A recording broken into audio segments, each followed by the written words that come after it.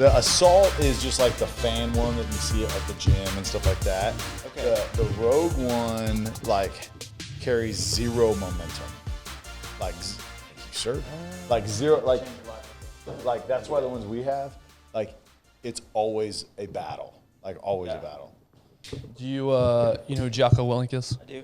Yeah. So this is his call it Discipline Go, but he has a supplement line, and these are their they bill them as energy drinks, but really they're more like cognitive focus, you know, concentration as opposed to crazy jittery energy. I love it, and they actually just redid the flavors. So Tyler's actually trying the new flavor for the first time. This is the first time I've had it. The old stuff was really good, and I just spilled it everywhere, so that's awesome. but yes, because it's only like 95 milligrams of caffeine, which like most energy drinks are like 200 to 300. Yeah. But it's good stuff. It's a much better version of it. Have you had that Joe Rogan supplement? Yeah, the What is it? It's like with Alpha Brain. Yeah. Yeah, I've heard of it. I've never tried it, but I've heard of it. Yeah. That stuff, man. Not so much. That made me feel weird. Did it really? Yeah, it was like It's just a little bit of like meth dust sprinkled like, in there.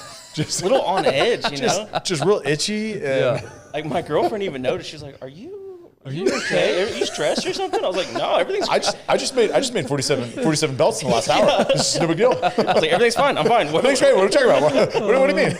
That's funny. That's funny. Yeah, just pull that just a little bit. Yeah, there you go. Right there? Yeah, these are good, and you'll hear. Don't get distracted. We've got like a switcher or something in the wall right here, so every once in a while you'll hear some I think it's up interesting noises. Is it? I don't. I thought it was the AC. No, it's not the AC. It's some sort of switcher or something. Anyways, but these are good because they don't pick it up, but you have to be close to it. So This is cool. How long have you been doing this?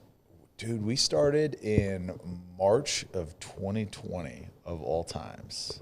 COVID, baby. Yeah, so I think we got like 2 or 3 episodes that we recorded that we did it at the Star, and so we used the Cowboys podcast studio that they have down there, and then 3 episodes in, it shut down. Yeah, we're like, don't even come around. Yeah. So we went like a couple weeks at my place up in Salina, and Darren put the axe on that real quick. Yeah, he wasn't trying to drive to Oklahoma. I'm not driving up there.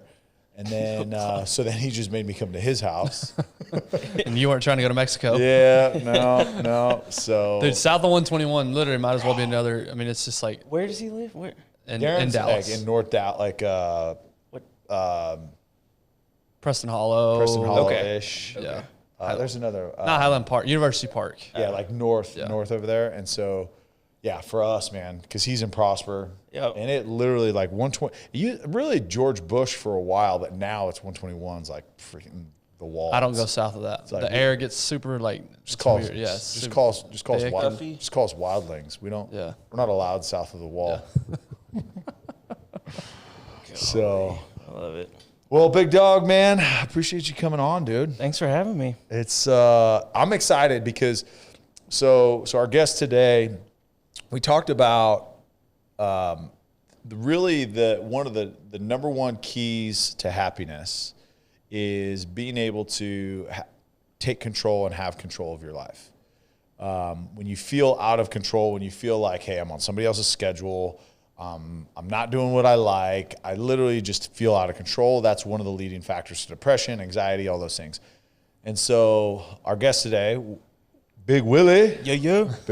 Big Will Brown. So we work out together, and we really haven't known each other for that long. You've been doing it what, 3 months now? Yeah, almost 3 months. Yeah, and so came in, man, but just like plugged in right away and was all in, and we were just talking, and he shared like 5 minutes of his story, just 5 minutes of it. I'm like, stop right there. I need to get you on the show. Let's not be friends until you hold up. record this. Don't talk to me. Yeah, let's reserve my judgment for you until you're in front of the camera. Appreciate it. And in front of our tens of millions of listeners. So, oh yeah. But honestly, we talked. Ben and I were talking about this the other day on the episode, and your story and how you just said, look, this is something that I want to pursue. I'm gonna risk it all, and I'm gonna go pursue it because that's what I want to do. And so we're pumped, and I want to let you kind of start at the beginning, share your story, and then, let our listeners know kind of what you're into now. And once you do, I mean, y'all got to go follow him. Like, this is like, talk about like supreme talent. Like when you look at a product, it just reflects like the passion for it. Like it jumped out. I showed you his Instagram. Like after we had that initial conversation, you're like, bro, let's get him on. I was like, oh, I know. I already asked him. And that's what I love is, I think of like those knife companies that you see on IG that are just making these crazy knives. And it's just, that's the beauty of, we talk a lot of trash on, modern society, but one of the greatest things is it allows people like you to show your talent and be able to make a living off of the talent that you have. So before we jump into your story, I will say your name is misleading a little bit. Why? Willie Brown. So Darren, true story. So Darren calls me up. I know exactly. You know where this is going. For 30 years, I've gotten this. Bring it on. I know. So you know where I'm going. So Darren calls me up. He said, hey, man, I'm not going to be able to make it. I had a meeting pop up. I'm so sorry. Tell Willie that I apologize. He goes, by the way, who is Willie Brown? I said, yeah, he's this guy that Tyler knows. He goes, he's got to be a brother, right? He said, I know a name like Willie Brown. This guy's a brother. By the way, when we have Channing Williams on, right? He doesn't even call at all, but he sees Willie Brown on the invite. He goes, that's my people. I can't let my brother down. You know what's funny? My uncle, his name's James Brown. Oh, I bet he got it all the time. Mom's Denise. I mean, we get it all the time. D-Nice? D-Nice. D-Nice? So, don't worry about it. I get it. Sorry, not to Say derail. something silly. Say one more time. Not to derail your story, but I figure you appreciate that, and I figure you probably gotten that quite a bit in your life. I love it. Well, he's missing out. All right, Will. So, man, take us back to the beginning. Let's hear the story and the journey to where you are today. Yeah, for sure. Okay. So, grew up in Georgetown, Texas, north of like 30 miles north of Austin. Pretty good upbringing. Speaking of that, I was like 1 out of 3 Hispanics. I am Hispanic, Everybody for those of you not watching on YouTube, just listening. Yeah. He's not a brother. He's Hispanic. I'm not a brother. But grew up there. And then my sister went to Baylor. So I was like, hey, you know what? I'm going to go to Baylor too. I actually play the trumpet. And they have like one of the best trumpet studios. So went there, kind of got burnt out. I was like, what do I do next? Environmental science. Did it. I'm going to save the earth. That didn't work out. Graduated, and I saw on Instagram, it was this, it was called Chico Basin Ranch. And I was like, man, this is super cool. Like, I've had a little background with horses and whatnot, but I was like, dude, I want to do this. I was like, how do I do this? So I sent them a message. They had like 50,000 followers. I was like, hey, can I come work for y'all? I guess like a ranch hand? Yeah. Yes. So you have a college degree. College degree. Right? Yeah, college degree. Like, I was about to graduate. And randomly you see on Instagram this ranch following. Yeah. And say, I'm going to go work there with my college degree. 1,000%. It's like Baylor, private university. Let's do it. Why not? Yeah. My parents were like, tuition's cheap. yeah, my It's parents cheap like, are these you days, right? sure you want to do this? You paid $90,000 a year to go to school, right? You don't want to get a real job? Well, Will, it's funny you say that because I'm about to abandon my 4 kids and wife and job to go do the same thing. So, What year are we talking? What year did you graduate? Oh, man. 2014. okay, 2014. Yeah, I'm 30 years old. Where's the ranch at? In Colorado. Oh, okay. So it's not like, Yeah, hey, I'm going to yeah. go to West Texas or South Texas. Oh, yeah. So, Like, yeah, we're not talking God's about country. like Briscoe We're not- Ranch or King Ranch or anything like that. Yeah. It's okay. so they said yes. They're like, when do you graduate? And I told them a date, and they're like, can you come the week after? And I was like, They didn't say like, do you have any experience? Do you know what? No. they're like, sure, let's do it. I guess, I don't know. They looked through my Instagram. Sure. Who knows? Yeah. So graduated, packed up my things, and headed to Colorado. What was work experience for you like up to this point? Did you have a job? Like you're old enough that like kids in high school still worked in college. Like did you have any jobs prior to this? I mean, what was kind of work experience up to this point? So high school, it was mostly trumpet, getting a scholarship. Okay. College, had to get a job. Did you get a scholarship? What? Did you get it through No through music. Oh, no okay. music. But they said if I did the music studio for a year, they could reevaluate and all Got that. it. But Okay. I dipped out. What about personality-wise? Were you somebody that took risks? Were you somebody that sought adventure? Like, what were you like as a kid? Oh yeah, for sure. Yeah. Pretty wild. Not like that, just like, taking adventure, Right. I was always doing something. I don't know if that's with ADD or what, but like I literally always have to do something. And I've learned to like just chill and not do anything, That's hard. Yeah. Yeah. It really is. There's like an art to not doing anything. Yeah. But anyway, So you graduate. You do graduate. I graduate. Okay. Environmental science, Sick and Bears, go up there, and it was 80,000 acre ranch. We are moving. This is no dude ranch. I'm thrown in you're moving cows. Our first, cattle drive. 12 hours in the saddle. Oh my God. Yeah. How long into you being there was this? That was the next day. Literally. That was the next day. So it's not like you had all right, I got broke in, I've been riding a couple hours here, riding a couple hours. It was like, get on a horse. Let's He's go. like the guy from Yellowstone. He's Jimmy. Yeah, Jimmy. Yeah. You were Jimmy. I remember sitting down and I couldn't get up. And that's kind of how I felt first day at CrossFit. Yeah. Yeah. But they had a leather shop there. Okay. And then after work, drink a couple beers, hang out, tinker around. I still have the same spur straps I made That's from awesome. there. But So would everyone kind of do their own stuff, or do they have like a guy that had been doing it that? there was a guy there. But yeah, everybody kind of did their own stuff. They fixed their own tack. They tinkered around. Now they kind of monetized on that, and they have they sell their Like own actual stuff. retail Yeah. type stuff. Okay. So what was your history of craftsmanship growing up? Did you have any? No, I failed art. Really? failed I failed art. There's no. I don't think I'm artistic at all. Really? Yeah. Could have fooled me. Yeah. I don't. I know there's a formula to do leather work and to do floral work, and you just got to figure it out. It's not that hard. Dang. So then This is shocking to me by Yeah, I looking was at your gonna say. Instagram that you're not an artist. I mean, Yeah. pretty good. Do you but- feel? I was gonna say, do you feel like that's evolved? Like that's a skill that you have trained and. Oh. And again, we haven't even totally disclosed what he does, I guess, outright, but we're gonna get there. So I want to spend a little more time on the ranch, just because, Sure. Selfishly. yeah. Sure. So everybody, 100%. just All right, give Tyler a minute. Yes, fast forward at 5 He's gonna live minutes and then vicariously pick through back- Willie pick Brown. back Let's do up. it. Let's do it. So you get there, you're driving. How many head of cattle did they have? So on the they ranch? had, I'm not too sure, but they had two herds. One was the commercial herd, and then one was kind of the purebred herd. Got it. Okay.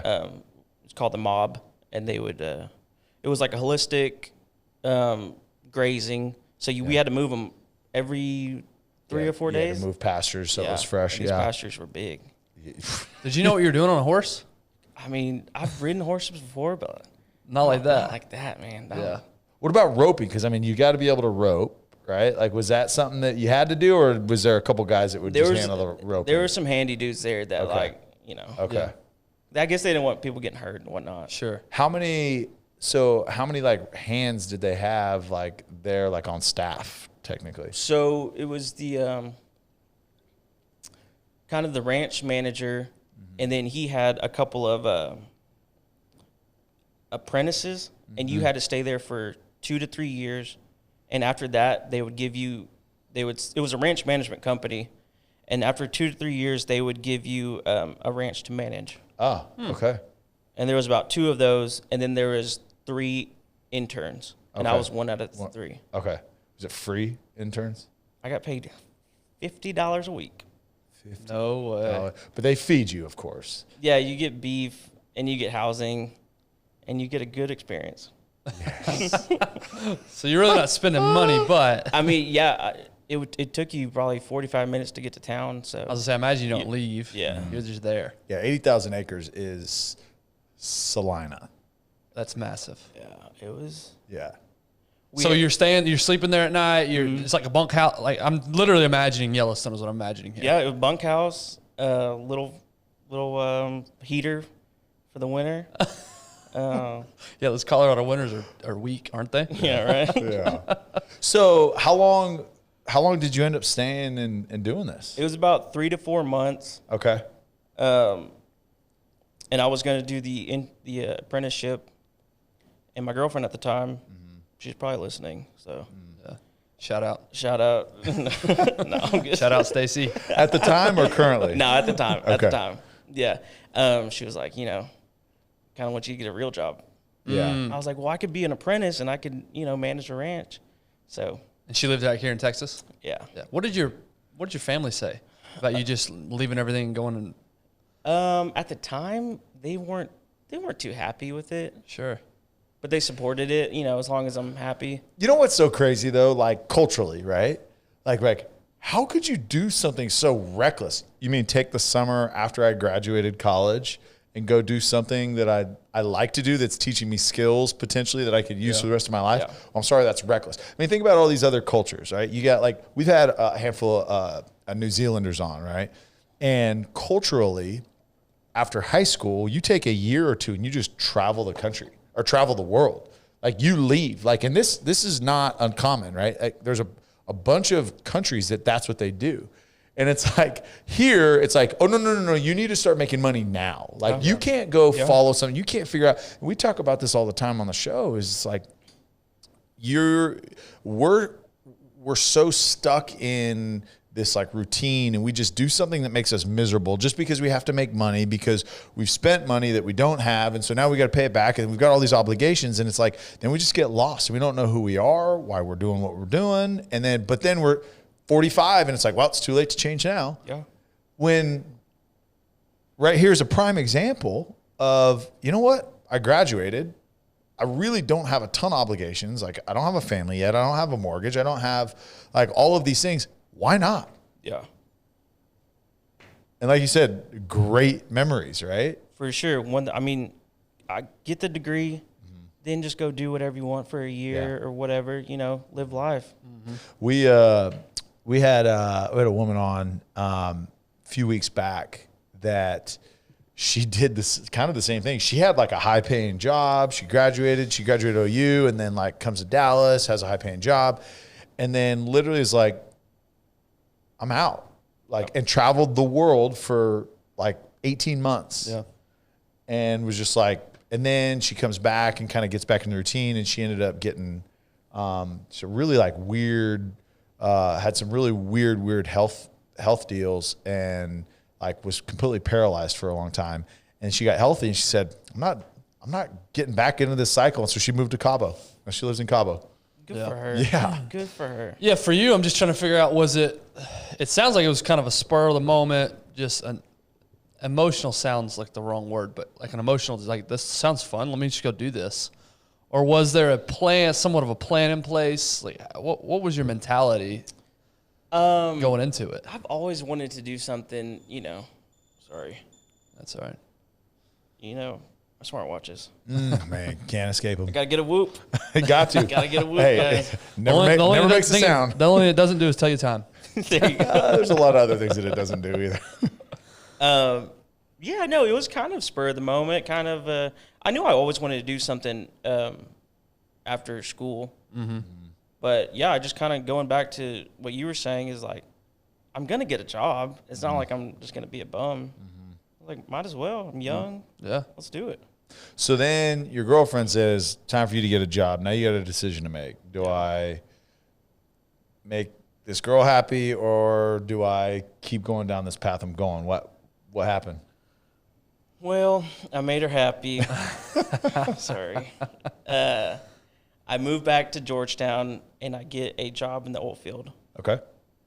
But and I worked there for a couple years. But I just Just out in Midland? No. Okay. It wasn't it was more windshield time. Okay. Oil field. It wasn't my Yeah. hands were still soft. Don't Yeah. worry. Okay. All right. Not a true You're on a rough rig. Not Yeah. a true rough. Yeah. All right. Was there any resentment during this time towards her, or thinking I gave up everything for this. A little bit, yeah, I would say. Yeah. But I mean, then I'd get a It's paycheck. love, man. Then I'd Love. get a paycheck. Oh, I was that's like, it. All right. you son of a gun, you're right. Energy sector's doing pretty well right Yeah. now, so this is a good deal. But last time I'll go back to it. Did you enjoy that experience? Like when you were there, like in Colorado, like hard days, because it's not like it's easy work, right? No.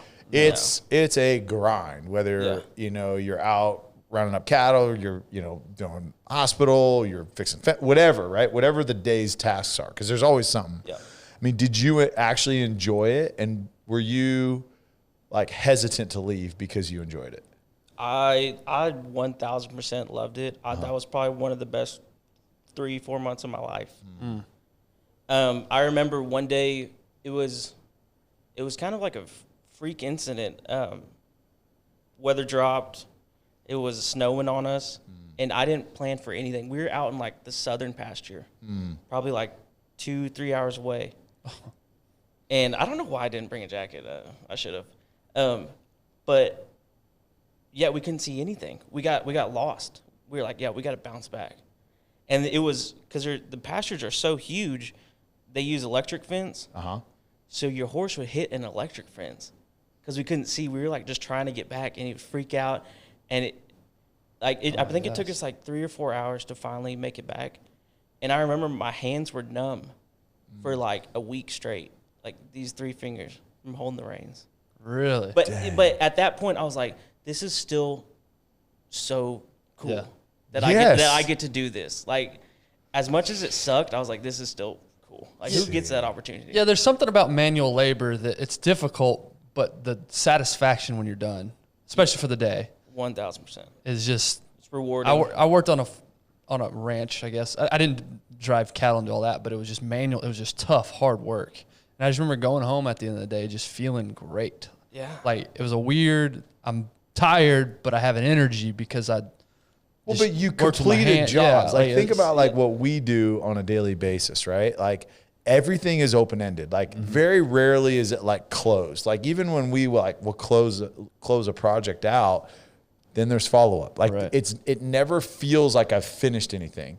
Like at least like this, and when you say manual labor, working on a ranch, like, all right, I got my list of things that I've got to get done today. And you're like, all right, I can physically see the difference of that's why I like literally love getting on my tractor, because I can see what I actually accomplished. Yeah. As opposed to like some abstract accomplishment. Right. You can't like really truly measure. So what was a typical day? Like, what time were you up in the morning till bed at night? What did it look like? Up around 5:30. Oh, so you slept in. Nice. I slept in. Wow. Some of us don't do CrossFit at 5 a.m. Jeez. Oh, hey, I heard this for 2 years before I started the 5 a.m. classes from Ben. Oh, I'm sorry. I've already got my outline done for the day. I read a chapter. Lunch. Yeah, I've got my workout in. Tyler, are you awake yet? Yeah, so I woke up late and then make some breakfast. But my job was to get the horses, and I would get on a dirt bike and go to that front pasture and make a loop and bring them in. Oh, You should do this. You should hit them up. Drop Yes. my name. You really should. All right, done. I can see I'll you take do care of it. your kids. And yeah. Yeah. Bring them. Bring them on over. Tiffany too? No, she's going to go with you. But dude, that's all. Okay, so you'd put them out in the pasture at night, let them summer, obviously. Yeah. So and then you'd have to round them up and pull them back in. Round them up in the morning on the dirt bike. That's awesome. And then you'd pick out a horse. They usually lined out your horses for you. And it depends. Like some days I'd just fix fence all day. I would drive around in a little beat up truck and fix fence. Some days you would move cows. Yeah, it was just you had your work lined out for you. Yeah. They had the week planned out and what we're gonna do. Where in Colorado? Right, like an hour southeast of Colorado Springs. Okay. So it's more pasture land than it is mountains. Oh, okay. yeah. Okay. All right. A lot of tumbleweeds at that time. Yeah. Yeah. I mean, So not the Colorado I'm picturing. Yeah. not the true Rockies, Right. but I mean, Sorry, you still not get as the weather. cool. Yeah. No, it's Just still totally cool. ruined the story with facts. I can make you mean make it something? Yeah. We're about 10,000 elevation. No big We're deal. always fighting bears all the time. It was Yeah. just crazy. want to take a quick break and thank our partners, Sleep Number, and highlight a couple things they're doing. Guys, these Sleep Number beds are unreal. The technology that they've created, the feedback that it gives you on your sleep. I've got the app opened up right here. They tell you things like your heart rate variability, your breathing rate, all these type metrics and feedback to give you so that you can improve your quality of sleep. They're all over the place. You can go and check yourself out, a Sleep Number store, wherever you live. Go to sleepnumber.com as well. They've got great resources on there. We just talked about this not too long ago. They have a whole blog section, all these articles, things that you can improve your health. Sleep Number is definitely changing the game when it comes to bedding. So get yourself to Sleep Number, get yourself to sleepnumber.com, and check them out. Now back to the episode. All right, so now we're back to Texas. You're working for an oil company, dating this girl. Yeah, like you don't technically love it like you love that, but you're starting to make an income. But like walk us through kind of that phase of life. So yeah, I was at an oil and gas company, and we were doing all right, but it wasn't fulfilling. I was making money, sure, but like there was just something there that I missed from the ranch I worked at. There was just something I couldn't get a hold of, and so I was tinkering around with leatherwork at the time, and I was starting to sell stuff here and there, and one day I was like, man, I can't do this. And I was talking to my mom, and I was like, Mom, I don't want to work for somebody. She's like, what do you want to do? I was like, I don't know. I was like, I think I want to own my own business. She goes, okay, like what? I was like, no idea. I was like, I kind of do leather work. She was like, okay, well, why don't you do that? I was like, yeah, I think I'm going to do that. Yeah. Your mom encouraged you to quit a stable job to go kind of do leather work? Which, and before, when I wanted to graduate college and, move to that ranch, she was really hesitant. Yeah. So I guess, I don't know. Maybe you proved it to her. Must have seen something in you. I think as parents. Yeah. Like when you see like true joy come from your child, doesn't matter what it is. Well, most of the time. If it's heroin, then probably don't encourage that. But heroin.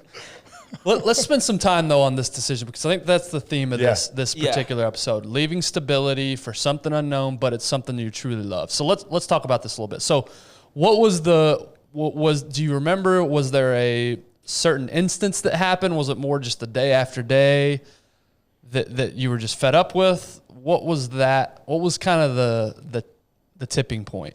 Okay. So, yeah, it was kind of the day after day, but I remember one day we had nothing to do, but I was still getting paid. I know this sounds terrible. And even our boss was like, just go out there onto a pad site and just look busy. Computer's open, and I was just reading a book. I was like, dude, what am I doing? I actually get that. I get what you're saying. Like, what am I contributing here? Yeah. I was like, it sounds nice that, getting paid to do nothing. But I was like, dude, am I going to do this for the rest of my life? Like, this is... And I was busy, most days. But sometimes, no, I don't want to do this. Yeah. It's and I don't want to put words in your mouth, but it's almost a feeling of, am I replaceable in this? Could anybody do this? I was just thinking that because times are good, great, but guess what? When they got to trim fat, if you're spending any time doing nothing, then it's I can get one person to do those 3 jobs. Yeah. And not that you were replaceable, but I could imagine that okay, hold on.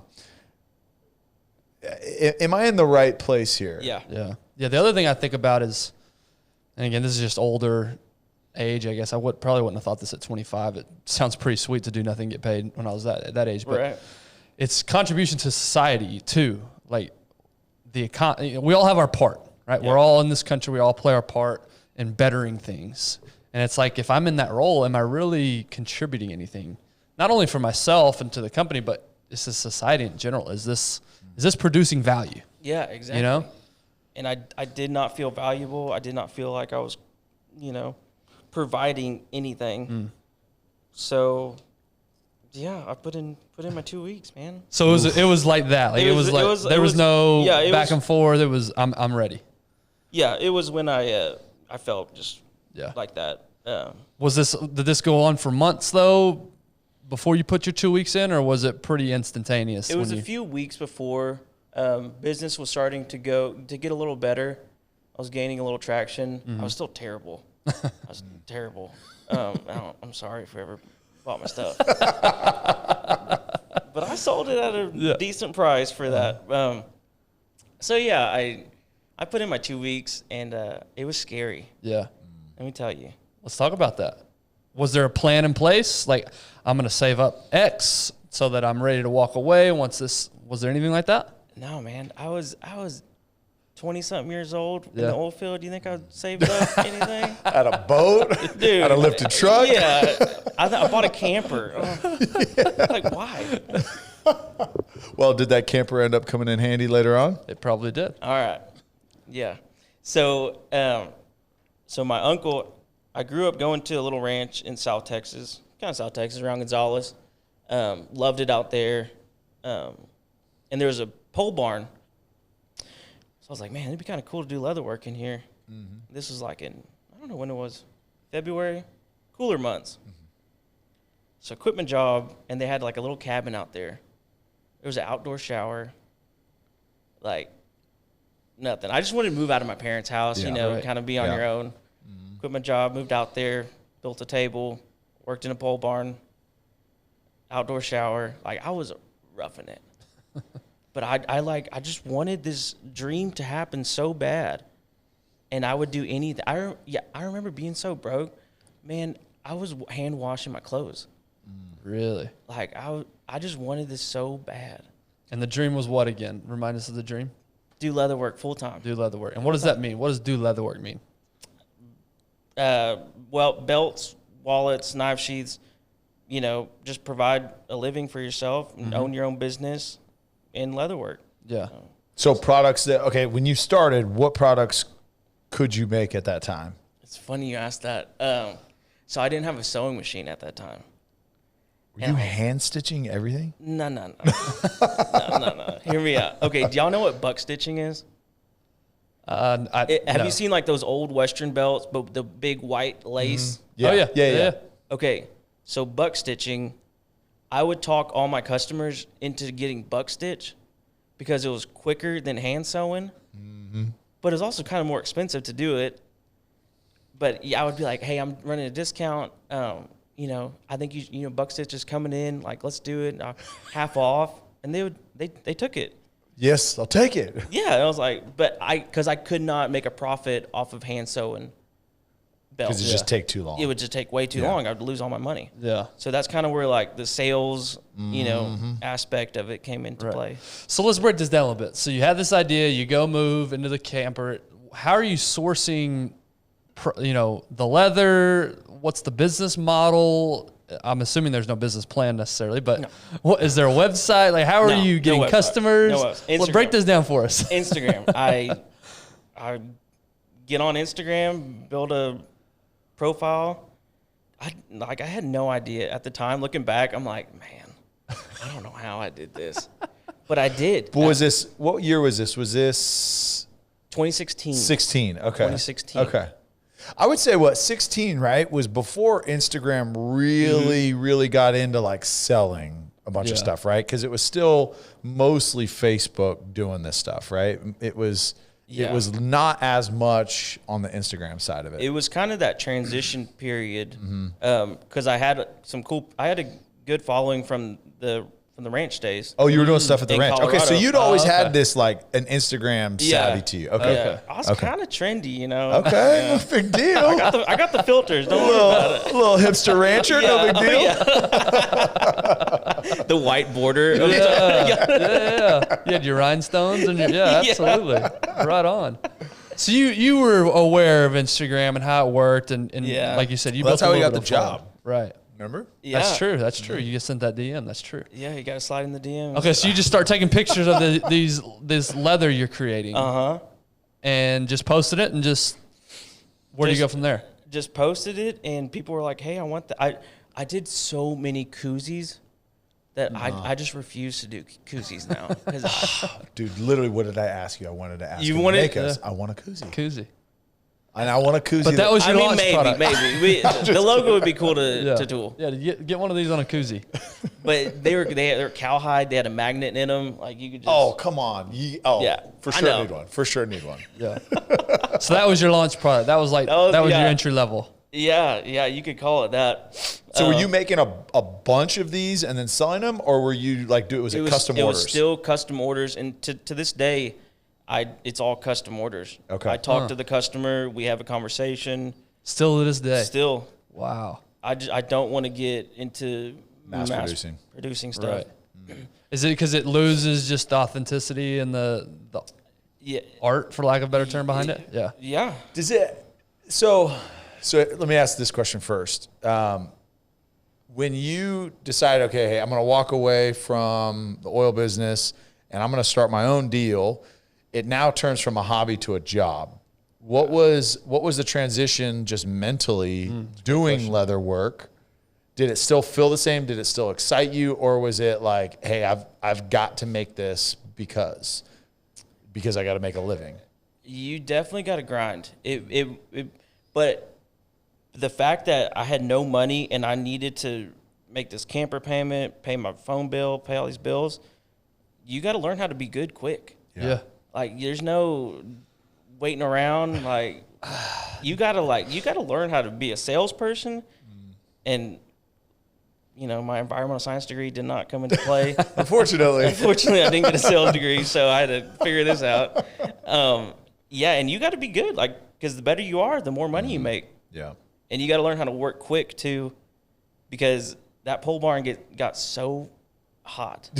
It was unreal how hot it got. Yeah.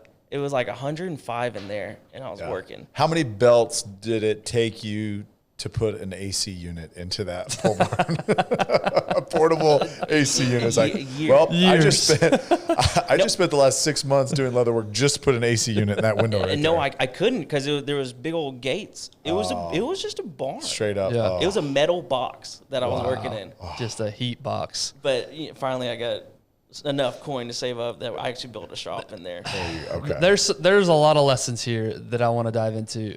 And I think of, our friend Andy calls it the zero options mentality. There's, I guess, depending on your responsibilities, you could have kept that job, done this on the side until you worked up your business enough to where you could walk away. Yeah. But you went with the burn the boats mentality, which is, no, I'm going all in. Yeah. So talk to us about that mentality of, I've got to make this work. There is no option. Yeah, I knew that if I had some backup plan that I really wouldn't have jumped straight into it. I knew I would have kind of gotten my paycheck and done it I didn't want to do it as a hobby.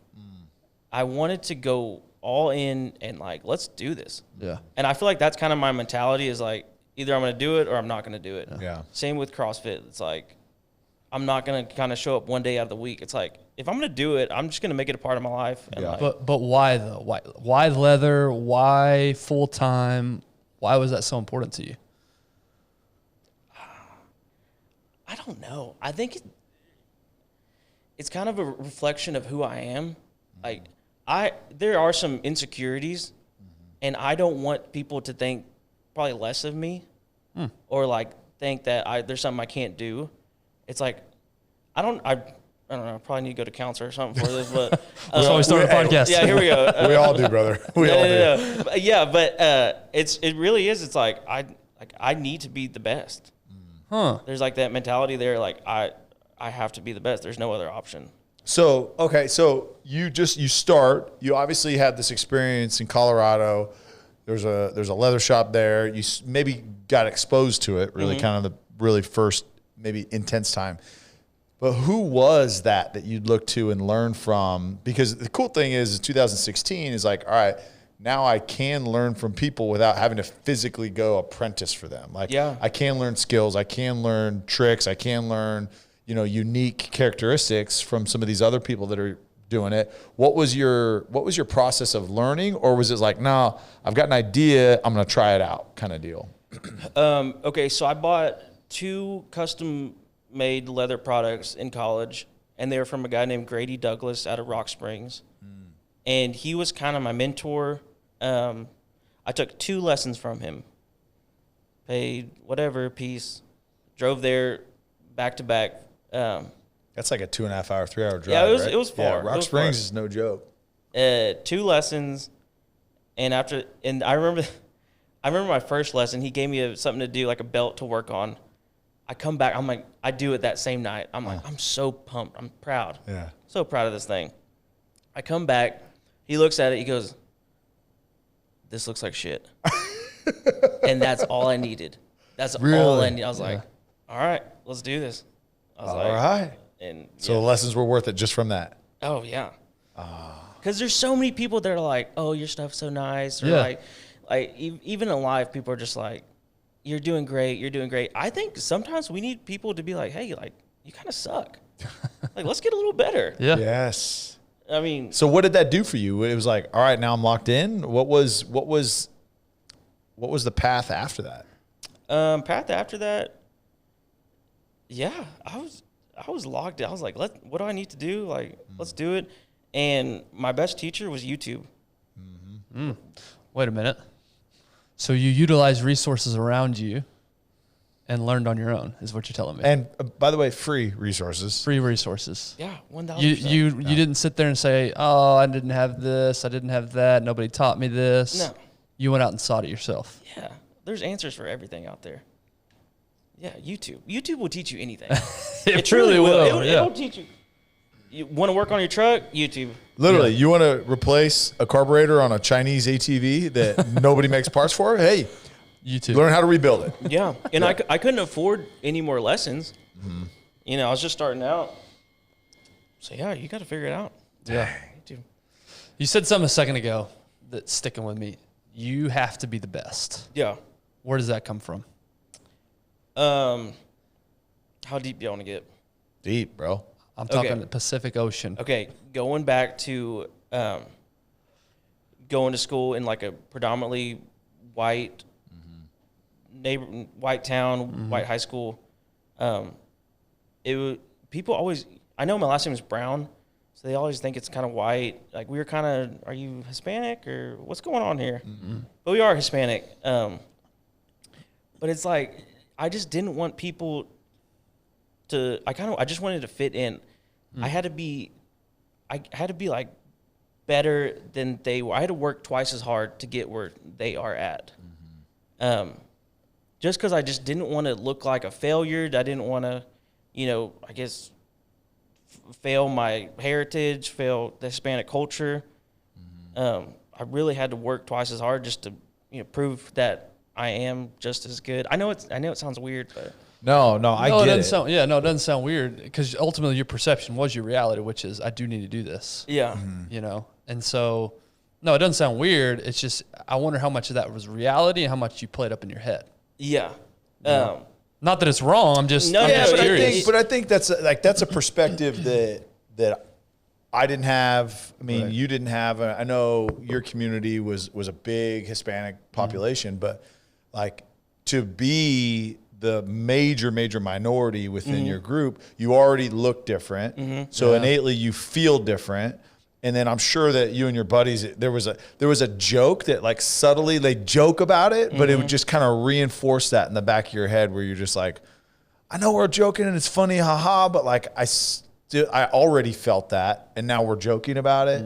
So I get it. Yeah. And so it's like, okay, which is tough because you just said I want to be the best, but I guarantee at that age, right? It was like I want to be like that. I want to blend in. Yeah. Like yes, I want to be the best, but like by being the best, I want to be part of this, which is sad, right? And not that it's a bad place to be, but it's sad that a community can reinforce those thoughts that I want to blend in because everybody uniquely and individually is awesome.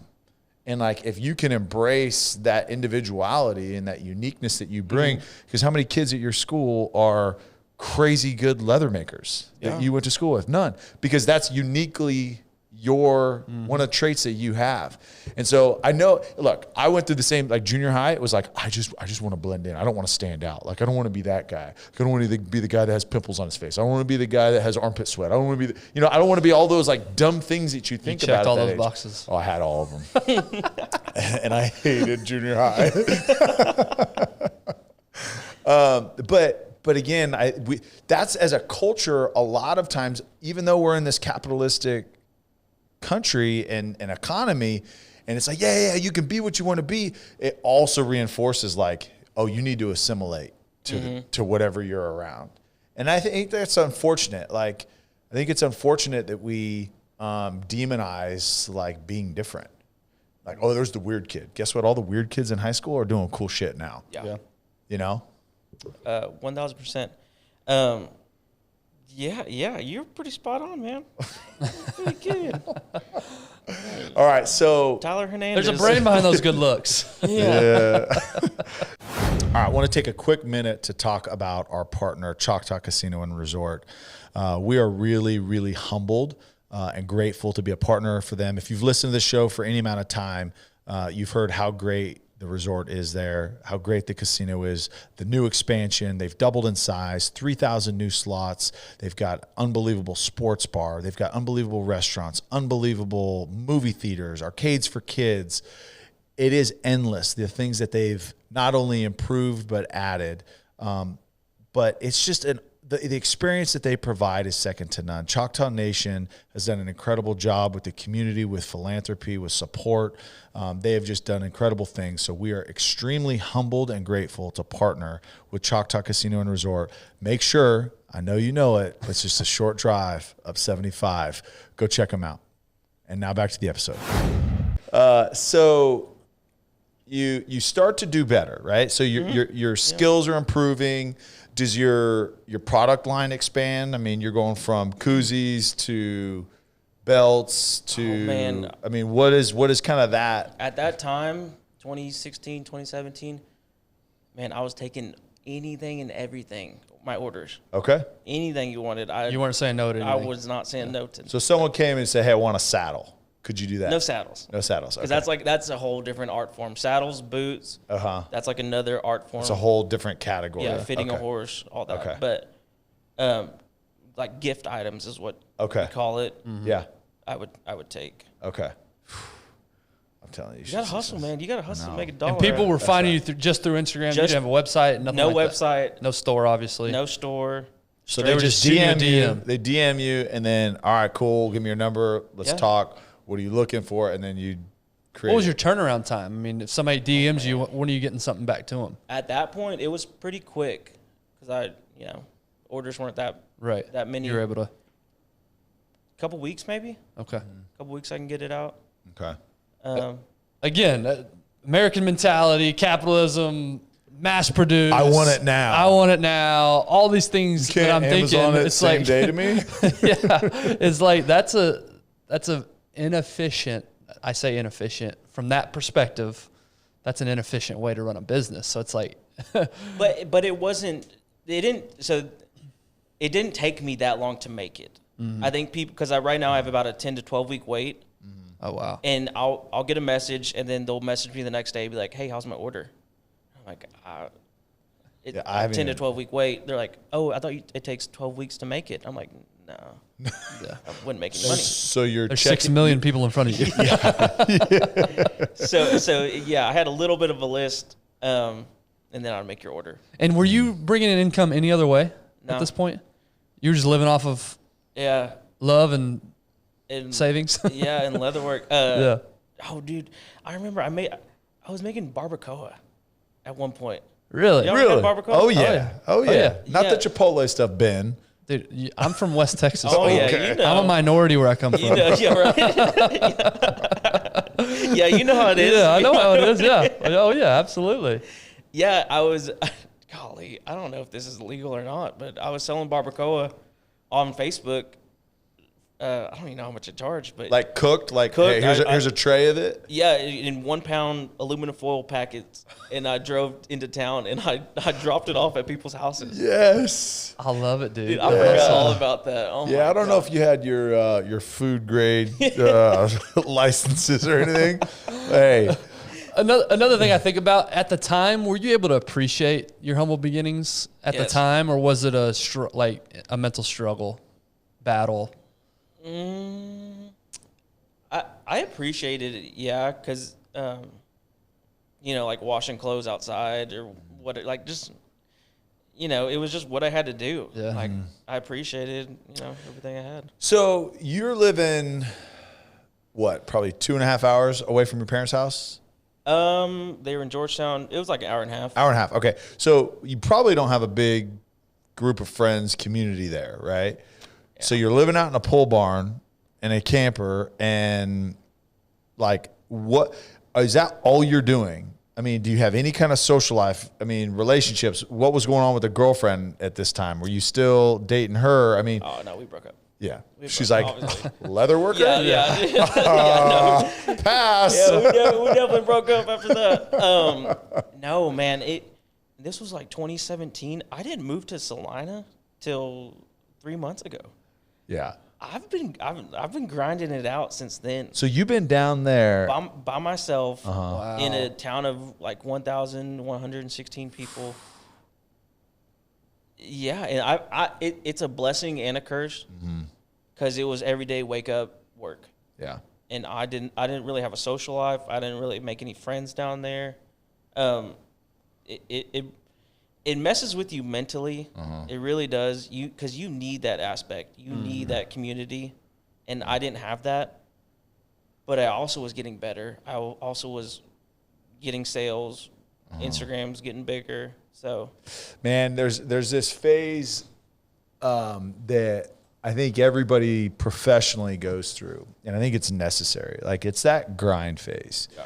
It has to suck. You have to learn. You have to fail. You have to struggle. I just feel like culture these days is kids will graduate from college and they'll expect I should be making 6 figures right away, and life should be easy. Like, no, it should not. It should suck. Life should really suck, because if it was easy, you just want to stay there. yeah. Like, unless it's hard, I mean, think about like your first couple weeks, right? If it was just easy, you're like, eh. But it's like, okay, this sucks. I've got to get past this phase. Yeah. And I've got to put in the work to get past this phase. And so I think that that's necessary. I mean, I went through it after retiring and getting into real estate. Like, I went through dang near 4 years of it. Yeah. It was just a grind. Yeah. Like, constantly, and questioning, like, why did I do this? Like, why am I doing this to my family? And, all these things that you're just like questioning yourself, questioning your ability, questioning your decision-making ability, and it's like, what am I doing? But now you get outside of that. And I'm not saying like, hey, everything's smooth sailing. It's still a grind, but you're like, I'm so thankful I went through that. Yeah, the book, we have it on our table here, Outliers, talks about the 10,000 reps. And because you were in that environment, you were an outlier, which allowed you to become an outlier in leather making. It allowed you to just be super focused, no distractions. I'm getting my reps in. And that's why you are as good as you are. Now, it's the trade-off, right? It's like, do I want to take that and really immerse myself, or do I have other priorities? Yeah. So for you, it sounded like it was important enough to be the best at this that I'm willing to make that trade-off. For sure. And I think that's with anything. If you want to own your own business, you want to learn a craft, you have to be 10,000% obsessed with it. Like, it has to be your life. Like, you have to wake up and just Eat, sleep, breathe it. Eat, sleep, breathe, whatever you want to do. Like, because there's so much competition out there. Yeah. Like, it's just wild, like, how obsessed you have to be with this, whatever you want to do. Yeah. Is what I learned. Yeah. So when did it start to turn for you financially? And I'm not, obviously don't, we want numbers. Yeah. I want your tax return. What were your sales last month? Yeah. No, but like, when did you start to feel like, okay, I'm starting to get some traction here? A couple years ago? Yeah. A year ago, maybe? So 2021. 2021. The pandemic really Helped you? Spiked it up. Okay. people were at home, bored. A lot of koozies, I'm sure. I'll make y'all. The 10,000 I'm about to koozies. send y'all some koozies. It's the 10,000 koozie rule. Yeah. Oh, I got to 10,050, said, I'm done. 50 of these things are perfect. I've mastered this. I'm out after that. No, probably the pandemic. That's where it really took off. It was good. It was solid, but my Instagram following took off. Sales were good. I kind of got in a little groove of how to do things. Mm-hmm. That's where I was like, all right, we can we're kind of getting out of the rough part a little bit. But before that, man. Did you realize that at the time, or was it just like, I'm busier now? Did you recognize okay, No, and I still don't feel that way. I don't, and I don't think you should feel that way. Yeah. You should always want to try to better yourself and not be complacent. You can't be stagnant That's that dopamine in you. Yeah. Talked There about you that. go. Yeah. I need it. Because I was going to ask, did that time feel like what you played it up in your head? Because it doesn't sound like you still haven't gotten to that point where you feel like you're the best. No. So that's still the pursuit out there. I'm still a beginner. I tell that people. I tell it to everybody. But yeah, maybe it is. I got that ADHD. I need that hit of dopamine. Yeah. I know you're subscribed. You rate 5 stars, One Shot Podcast. So we went through a book called The Molecule of More. And that's exactly what it talks about. Because I used to think, when we started this podcast, I used to think there was this place that all successful people get to and they're good, right? Yeah. They're happy. Life makes sense. What I've come to realize is you get to that point and it feels good for a little bit, but then you're right on the next mountaintop. Yeah. You're right on the next goal. You're right on the next thing to accomplish. Yeah, I think of someone like Ryan Reynolds, for example. Good acting career, and then he marries. What's her name? You just went blank on her name. I did. And I love What's her name? Scott, what's her name? Christy? No. Blake Lively. Blake Lively. And she's literally my number one. Literally. And ask my wife. She's my number one. And I just blanked because when the cameras get in front of me, I just get nervous and freeze. You're number one. You blanked on the name. So Blake Lively, if I got married to Blake Lively, who's the only person she's second to is Tiffany, obviously. Obviously. That's why when I married Tiffany, I was like, I don't want to do anything else. I'm done. But I would say, okay, I got a good solid acting career. I married Blake Lively. Time to chill and enjoy the plunders of the work, right? And so he then starts Aviation Gin. And he does Mint, an investment tool. He buys a soccer team, football club. My bad. Gringo. Football club in England, right? So it's more. You think that you reach the pinnacle, you think that, and no, there's always something more. Yeah, always. Yeah, but in relative terms, 2016 to now, that's not a lot of time. No. So I do believe you when you say I'm just getting started. Yeah. There's some people that have been in business for 40 years and I'm just getting started. Well, you've been doing it for 40 years, so I think you started a long time ago. Give something else to go. But going back to what you were saying, do you think that's, in regards to his wife? Do you think that has anything to do with when he started all that stuff, or why he did? Okay, so. For me, when I married Tiffany, it was my motivation to succeed went through the roof. Yeah. Because now I wanted to provide for her, and I wanted to I wanted more for her and us, right? So maybe that's a good question. I think if someone's important to you enough, then yeah, absolutely. You want more for everyone. But yeah, I don't know. Maybe he's just insecure. She's so hot that someone else is going to swoop in and take her from me. I don't know. Maybe. But okay. So things start to do a little bit better for you. And you mentioned you didn't move to Salina until 3 months ago. What prompted the move? Because your life has been south of Waco most of your life other than Colorado, right? So what brought you to Salina? What was the reasoning for coming up here? My beautiful girlfriend. There we go. Meredith Smith. There I we thought you go. were say you heard Tyler lived up here. So Oh yeah, well that too. Wow. And CrossFit. Yeah. and CrossFit. There you go. Gotta get it. That's why Meredith lives in Salina. Oh yeah, there we go. Yeah. No, we were doing long distance Yeah. for like a year and a half. And that's where she's from. She's from Shreveport, Okay. All right. but she went to Baylor and then moved up to Salina. Is that how you met? Was it Baylor? What was the No, give us the love story, she's man. a little Come older on. than me. She's my cougar. My dude. She's my cougar. My dude. Love you, boo. No, we actually messaged each other at the same time, different platforms, different reasons. She wanted She's leather. like, I'm just looking for leather.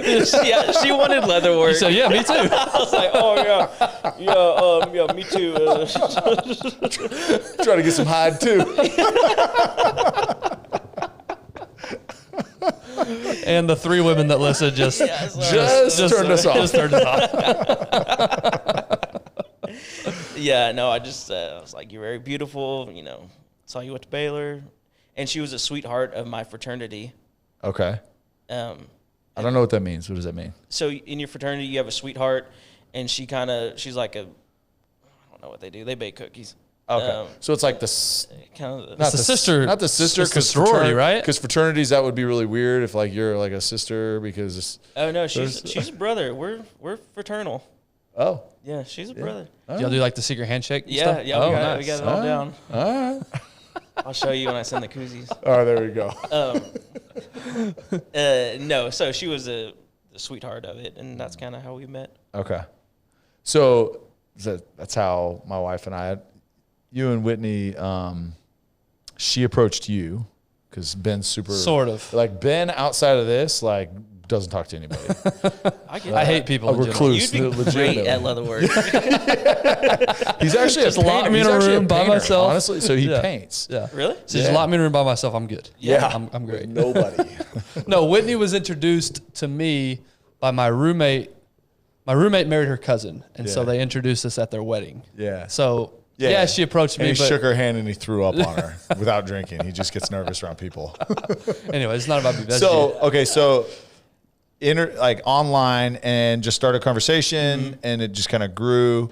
Yeah, kind of grew from there. Did she get in a car accident and die at one point, and then also He's died? talking about the Mentai tail. Also died from. Yeah, did y'all watch that? yes, Yeah, you gotta watch it if you haven't. Oh, no, I watched it. Yeah. Oh yeah. At first, I was like, I know. Come on now. I know. I was that person at the end of the video he's like, hey, look, all of you people that made fun of me, all of you that did this, like, I forgive you. I love you. I'm like, dang. yeah. Because I thought the whole thing was just so weird. And it was like right when I was coming in the league, and I'm like, this is odd. Like, it's hard to believe. Now watching this and hearing the story, and again, I don't know, it's through obviously a lens from one side for sure. But I'm like, dang, I feel really bad. Like, dude went through the ringer. And I believe after watching this, he was trying to be just a good dude. Yeah. Was he naive? 100%.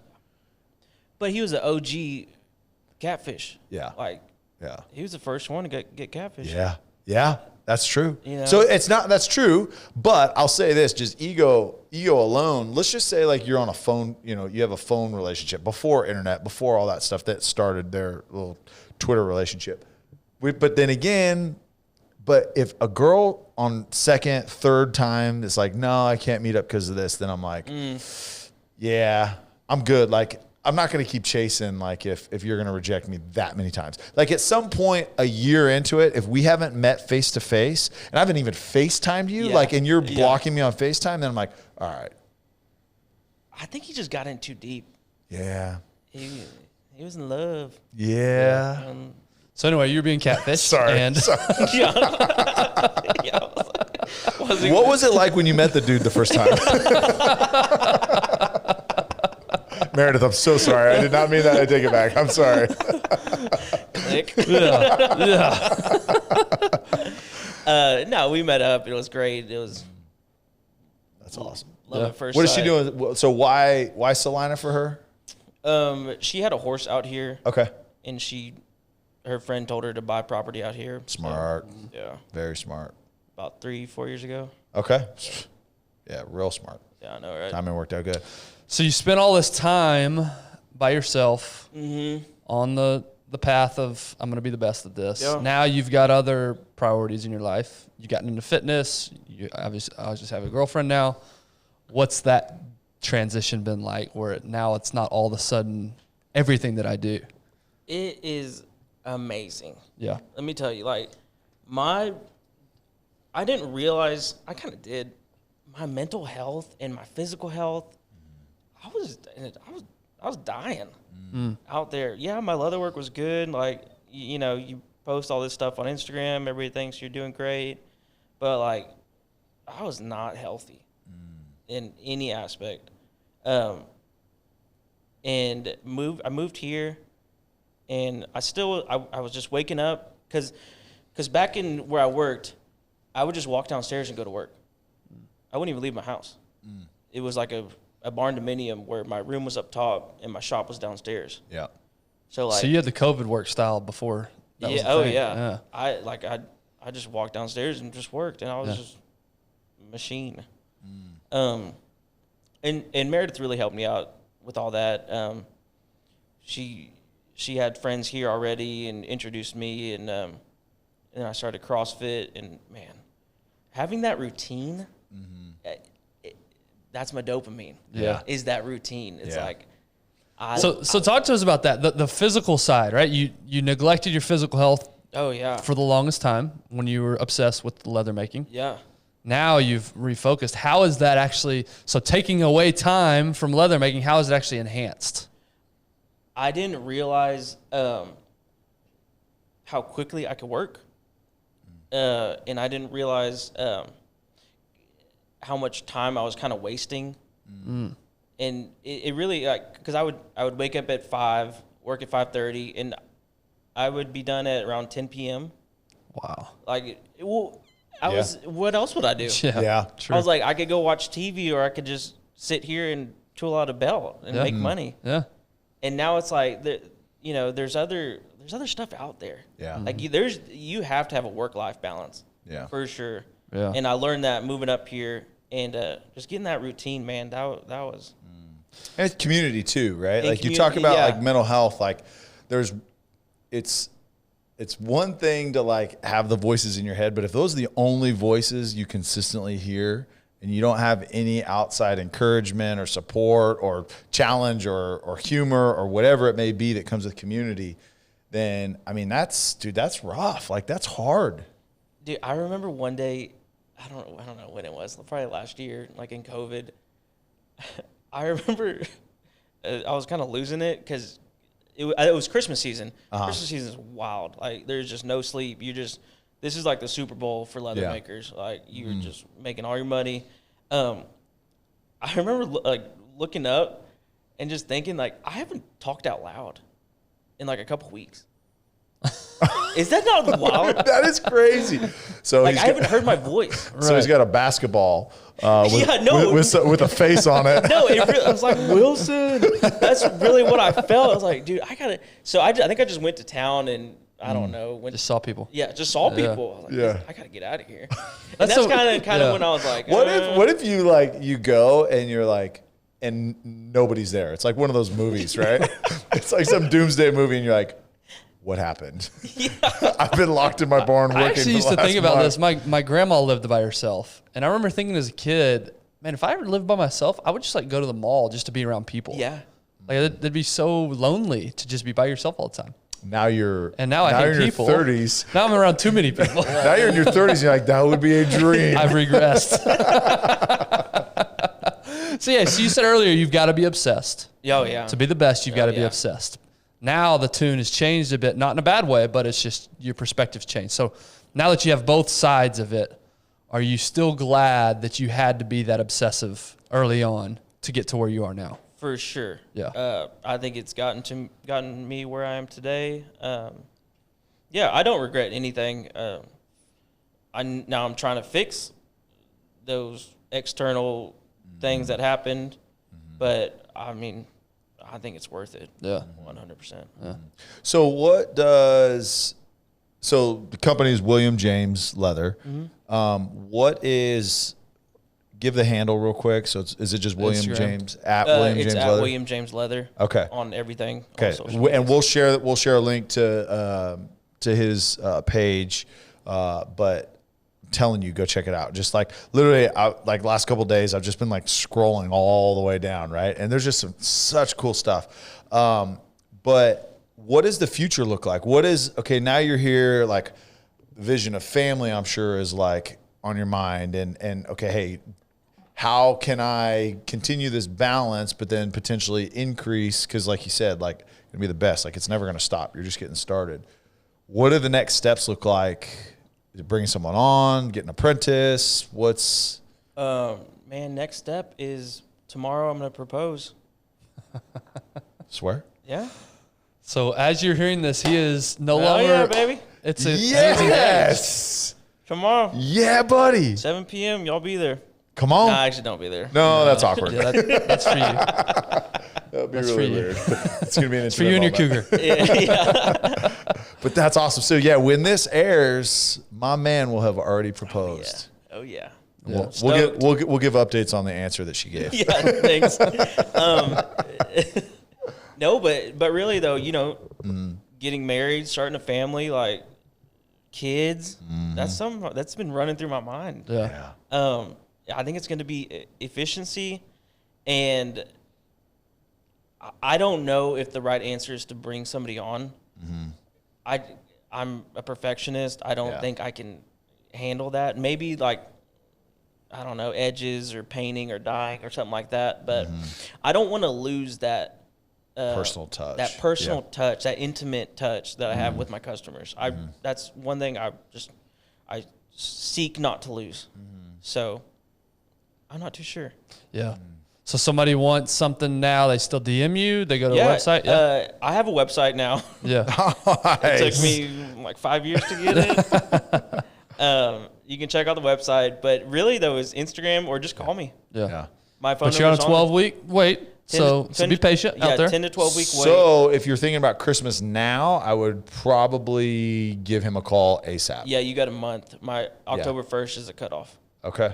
You're not taking any more orders after October 1st for Christmas. Yeah. Gotcha. If you want to order a 12-pack of koozies, Please make sure by October 1st. Please don't. Please don't ask me to make a koozie. Hey, but money talks. So okay, so maybe talk through some of the products like before people jump onto your page. Yeah, like what are some of the koozies things you're making? magnet koozies, non-magnet koozies. He's actually cornered the market on koozies. Yeah. That's all he makes. the Koozie King. The Koozie King. making Truly koozies, making Coors Light koozies. Oh no. No. Okay, so most people think it's all hand drawn. It's all one of a kind pieces. There's no stamps. There's no like initial stamps. It's all. I have a swivel knife and I have all my tools. So and it's all hand carved. And then you take all your tools and you just press the leather down. So it's really is one of a kind. Everything you're getting is one of a kind. So. American made, baby. So anything. So some of the things I've seen is like taking a purse and adding like leather accents onto it. I've done that. I can build my own round purses. I try to stay away from purses. Okay. It's just, but I do love building belts. Belts is kind of my main thing I build. Okay. Custom belts. Wallets. I love building wallets and like knife sheaths and things like that. That's awesome. October 1st. All right, I got to put my list together before October 1st. Yeah, seriously. I got a couple. I need some knife sheaths, wallet, and then I want to see if we could get some leather patches for like hats. Yeah. To do. Could you do something like that? Yeah. I'm sure that'd probably not be. Make us a leather hat too. Okay. Full leather hat. Deal. Money talks, baby. Yeah. Flex fit, of course. Okay, too, by the way. Yeah. So when you reflect back on your story, so again, we just talked about this, and literally, the studies show the number one key to happiness is controlling your time, being able to control your time. Yes. So you look back on your life, you left a stable job, you weren't fulfilled there, you decided to pursue this passion of yours. It was a little crazy at the time, but now it's turned into what it is today. It's supporting you. It's going to, keep, catapulting you to the future. What's your encouragement? If somebody's sitting here listening, they're in a job that they hate, They're working that, that 9 to 5, and they want to pursue a passion, but they're just too scared to take that leap. What's your encouragement to that person? Quit. You'll probably suck, but no, but really, you will suck. Quit. If you don't like we only have 70 years on this planet. It's like you only have one shot at this life. That's 2 episodes in a row. We've cornily, if that's a word, we've cheesily truly fit that in. You truly have one shot. Thank you. One opportunity to seize everything you ever wanted. One moment. Dang copyright laws. That was going to be our theme song. But no, advice. I don't. Not advice, just encouragement. Yeah. I'm not saying like, hey, lay it out for something, but just encourage somebody. Honestly, buy a camper. But yeah, no, just honestly enjoy the process, because you're gonna look back, you're gonna think of times you had to eat Spam and pork rinds and whatever, and wash your clothes outside. Like, just enjoy the process, and you'll get better as long as you do it every day. Like, you're gonna get better. It's not like you're going to get worse. Yeah. Like, just go for it, man. Yeah. See, I just love it. Man, I love your story. Thank you for transparency too, and like struggles, because that's what I think people need to hear. I think people need to hear, like, look, it's grind. I mean, there's every Instagram motivational speaker that wants to say, oh yeah, you got to grind, you got to do this. But like, there's dark times, there's hard times. Yeah. And again, I'm not saying you go through those so you can appreciate it, but there's lessons even learned in those really hard, dark times. Not that it's not hard to recover from those, to climb out of those, those holes. But people need to hear that. But if you were to go back and say, hey, you could have this successful career, or you can do the path that you took, what would you say? I'd do it again. See, I'd do it. See, that's what I love. Yeah, I love that. Yeah. I think we've. Sorry. I was just gonna say, it's because back to what kind of opened up the show with was, you have full control over what you do. No one tells you what order to take. No one tells you how quick you have to make it. No one tells you what you're going to be doing. You get to control that, and you get to decide. And you've chosen something that, one, you're extremely talented in, but then two, I mean, something it can clearly see that you're super passionate about. Yeah. But there is a good and bad to that, though. Yeah. You do have control your time, and it has to be an internal drive. Yeah. If you want to do it, for sure. But I am grateful I get to do that. I'm grateful I get to be here at 3:00. Yeah. Do I have to work later today? Yeah, but Sorry. I get these opportunities to do that, and I love it. Yeah. Yeah, no, I think that's a great point. That's what I was thinking. We fantasize the pursue your passion, and we only think about the good parts about it. Yeah. But you lived in a hot box. Yeah. Eating Spam and pork rinds. Like, you went through that, and you're right. There is the blessing of I control my schedule, but to some of us, like me, that can be a curse. It can be dangerous. It can be dangerous. It sounds like both of you. I mean, 5 a.m. to 10 p.m., like working, that's obsessive. Like, that is, I don't want to say, I mean, some would say excessive. Yeah. No, really. And especially, my focus is not all there. Mm-hmm. You have to learn how to control that and how to deal with that. But, yeah. No, I love your story, man. Thank you. People are fascinating to me, and you're a great example of just, you're living this life the way that you choose. Yeah. You're not going down you're not staying within the box that I think a lot of us can get going down. Yeah. You're going out and you're doing it, and you're on your own terms, and I love that. And that's inspiring. It really is. Because again, I think, pursue your passion. You're going to make millions of dollars, and it's going to be great. Well, maybe not. Maybe it's, I'm not making millions of dollars, but I live the way I want to live, and I pursue what I want to pursue every single day. That's the golden ticket, right? And you're living life the way you want to live it. And I'm happy to wake up every morning. I love it. I love it too, man. See, that's great. Awesome. I'll say this too, because he works out at the 6 a.m. class, and says he kicks your ass once or twice a week. I'm in that 6 a.m. class, but I'm telling you, like, and there's a couple in that class too, and I actually really do like that class because just the energy's different. right? Like you can tell people want to be If there. you've made it a priority to be up there at Yeah. 6 a.m., Yeah. you're a special person. Yeah. And so and well, I'll say this about you, man. And again, you are new to the community. You are new to this community of CrossFit that we work out at.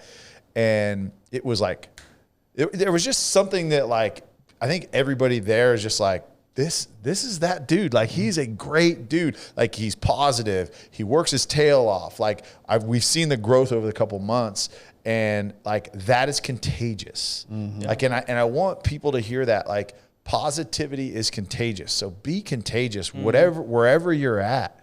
Like nothing sucks the life out of a room than negativity. Yeah.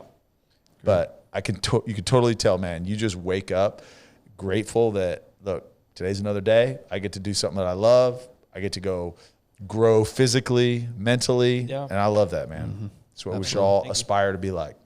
Thanks. Really appreciate your time, brother. Yeah, thanks for having me. Yeah, Thanks man. for coming on, bro. All right. Sorry Thanks, to add to your day, but tell Meredith we said sorry. And then for Preemptive congrats. send some pics of tomorrow. Yeah, definitely. I got Dude, you. we're happy for you, man. Gotcha. That's Thank exciting. you. Thank you. Awesome. All right, man. Thanks. We got William James Leather. Yes, one more time. Website again. William James Leather on all platforms. Okay. At William James At Leather. William James Leather. You can message me, call me, whatever you want. Yeah. Cool. Send them pictures. Yep. Wait, what? What? What?